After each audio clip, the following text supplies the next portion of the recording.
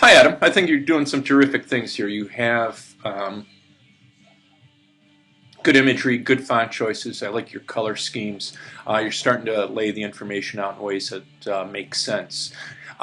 You've got the information organized here into separate kind of packets. And they're not on a grid, obviously on a grid, which is good for the free form.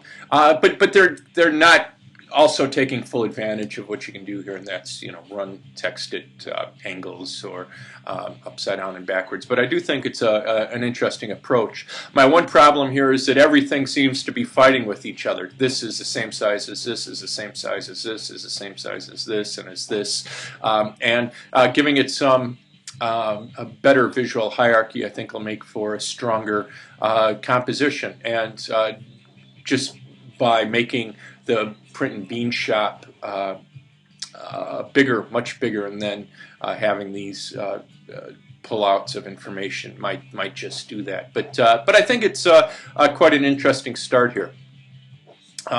This is quite elegant and excellent illustration. I like the relationship the font has with the image. But instead of having it on a grid, what you're doing here is just centering everything. And as we talked about earlier in the class, that centering isn't particularly designing.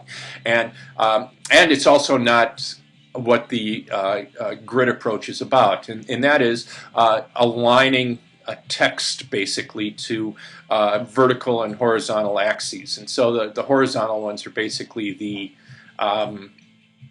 baselines for the text, and then coming up with vertical ones to align the text to. So justifying the text to the right or left hand side along a series of axes is what we want to do here. Also think about how this information is coming across. It's coming across as one kind of uninteresting block of text here. Nobody's going to want to read this because of the way that it's broken up. But if you put each of these bits of each of these lines of information on actually 2 lines or 3 lines and make them their own accessible bits of information, kind of like what you did on the freeform poster, it'll come across, people will take the time to take in that information much more readily.